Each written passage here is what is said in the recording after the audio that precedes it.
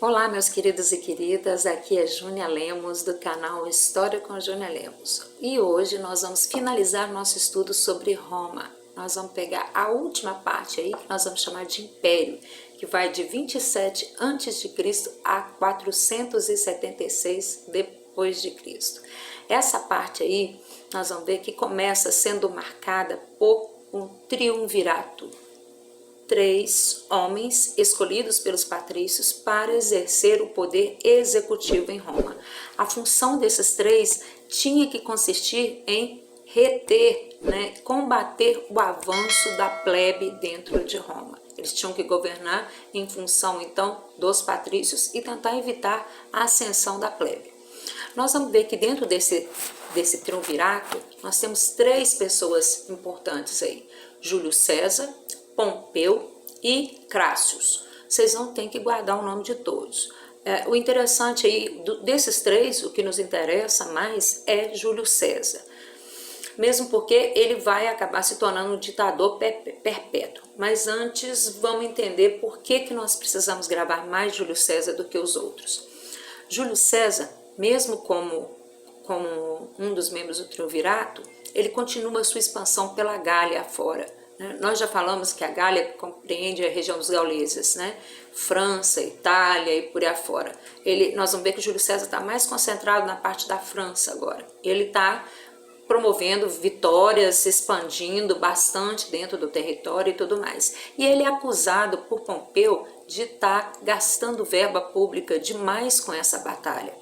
Nós vamos ver que Júlio César e Pompeu vão entrar em conflito, Pompeu acaba morrendo.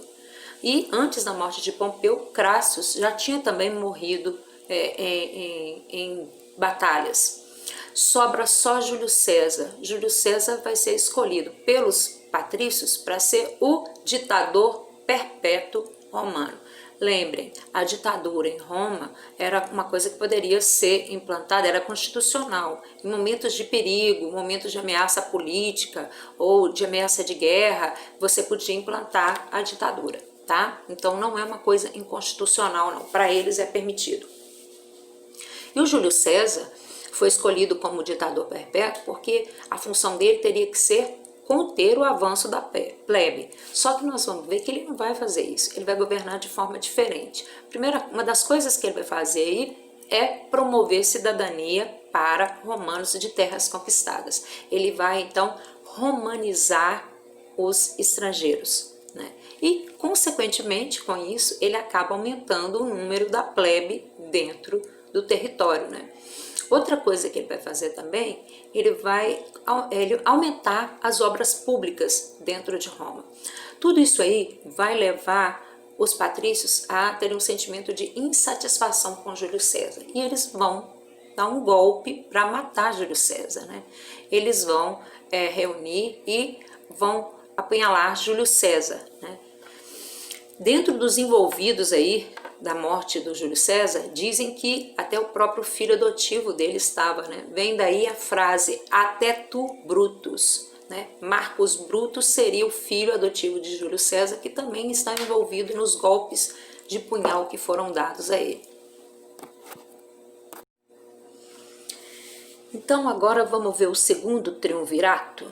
Então, segundo triunvirato, 43 a.C. a 33 a.C. Vamos ver quem está envolvido nesse segundo triunvirato, Quais serão os líderes desse segundo triunvirato? Eu tenho o Marco Antônio, o Lépido e o Otávio, que mais tarde vai ser chamado de Otávio Augusto. A função desses 3 líderes, no primeiro momento, foi decidida pelos patrícios que cada um deles iria pegar uma porção das terras conquistadas pelos romanos e cada um teria que administrar.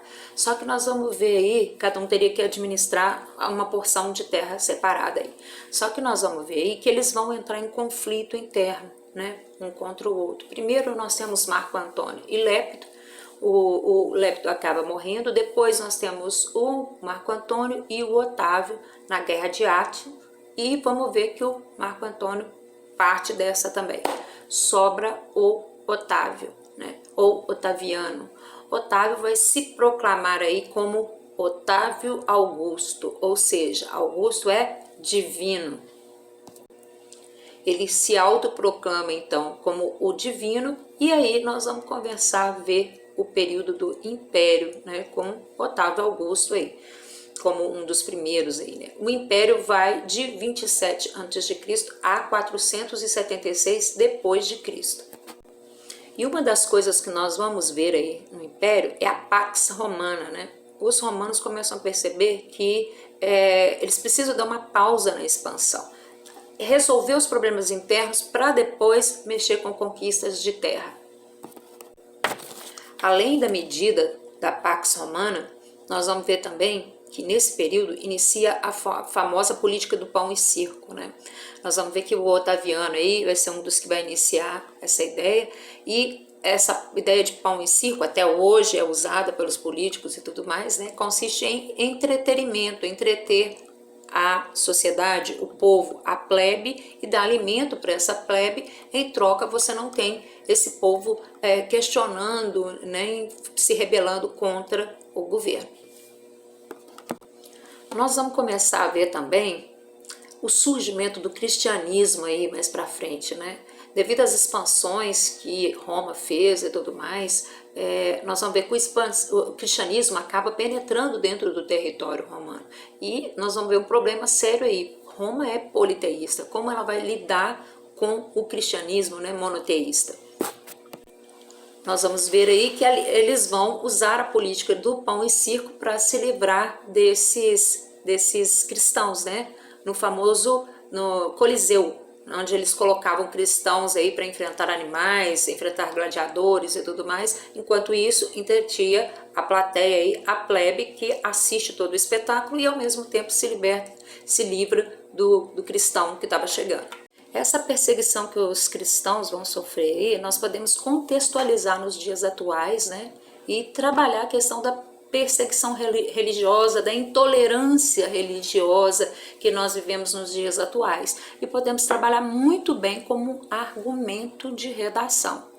Tudo que acontecia dentro de Roma, a culpa era dos cristãos. Inclusive, quando Nero põe fogo em Roma, o que ele faz? Ele joga a culpa para quem? Para os cristãos. Nós vamos ver que a perseguição é muito grande, tá? E eles batem de frente mesmo. Em 313 depois de Cristo, nós vamos ver aí que surge o imperador Constantino com o Edito de Milão, né, proibindo a perseguição aos cristãos em Roma. Meus queridos, o Constantino, ele governa de 306 a 337 depois de Cristo. E ele começa a perceber aí que os cristãos, eles representam uma minoria extremamente rica e influente. Por quê? O cristianismo já tinha infiltrado na nobreza, nos funcionários públicos, no meio do exército. A própria família de Constantino, já existia na família dele membros já convertidos ao cristianismo. E quando o pai dele morrer, ele vai disputar o trono, né? E vai passar por várias batalhas. Essas batalhas todas que ele acaba vencendo, ele atribui que a ser uma dádiva do Deus, né? Do Deus monoteísta, do Deus cristão. Outra coisa que nós vamos ver em Constantino também é que ele estava tentando promover uma unidade entre império e fé. Talvez tudo isso nos explique um pouco por que Constantino venha criar esse ético aí religioso. E nós veremos que em 380 depois de Cristo, o imperador Teodósio vai criar o Edito de Tessalônio e Roma se torna uma nação, um país cristão, deixando de ser aí politeísta.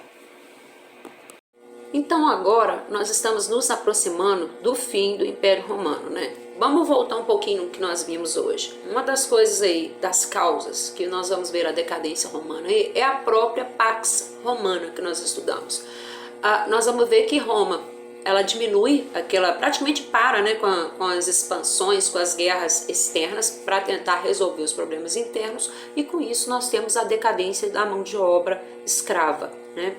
Temos que lembrar que a mão de obra escrava é a base da estrutura romana, né? A base política, social e econômica da sociedade romana se dá em torno dos escravos, e com menos menos guerra, menos escravos nós teremos. Ao mesmo tempo que isso está acontecendo, né, a Roma deixa de ser aquele império, né, guerreiro. Ela vai sossegando, vai acalmando, ficando quieta dentro do seu canto. Com isso, o que acontece?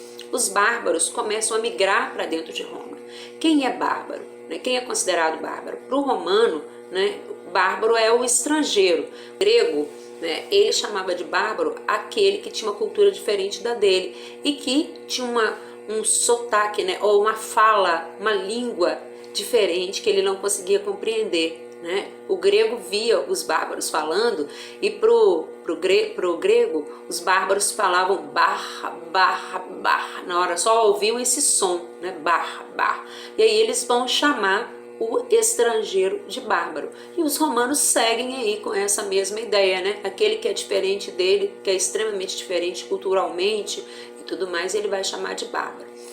E os bárbaros começam a migrar para dentro de Roma. Como eu falei, Roma está calma, sossegada, não tem mais aquele perfil guerreiro, acabou, né? Praticamente não existe mais.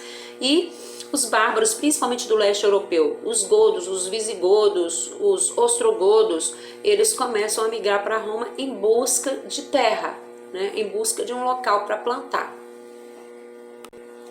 Esses bárbaros entram de forma gradual e acabam se tornando colonos romanos. E temos uma outra forma de migração aí, que essa já vai ser um pouco mais pesada, que é a segunda entrada de bárbaros dentro de Roma, que se dá através dos hunos. Né? Hunos, povo guerreiro, um povo que vivia em batalha constante, lembra muito o que Roma era antes. Um povo nômade que chega saqueando e destruindo toda a cidade romana, né? Todo o perfil urbano de Roma. O que vai acontecer aí com essa destruição aí que esses bárbaros vão começar a fazer? Nós vamos ver que quem vivia na cidade começa a migrar para o campo. Estou começando da base para vocês para uma outra matéria que é feudalismo. Ó.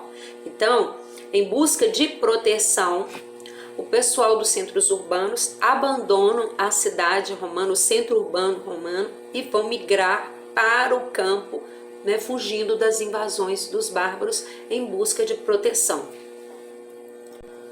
Com essa fuga, nós vamos ver aí a desintegração do sistema urbano romano. Né? E em 476, o Rômulo Augusto, o último imperador do romano, vai ser destronado e assim a gente tem o fim do Império Romano do Ocidente. Vocês viram então, ó, caminhamos por toda a questão histórica até chegar aí no final e já tá dando um pontapé para a gente entender o que vem agora, que é o feudalismo, né?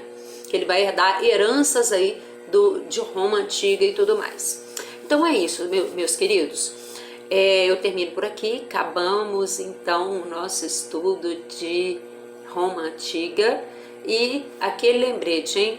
Se inscreva, curta os vídeos, deixe um recadinho e fala para os seus colegas, seus amigos que eu tô aqui com o canal História com Julia Lemos, ok? Beijo!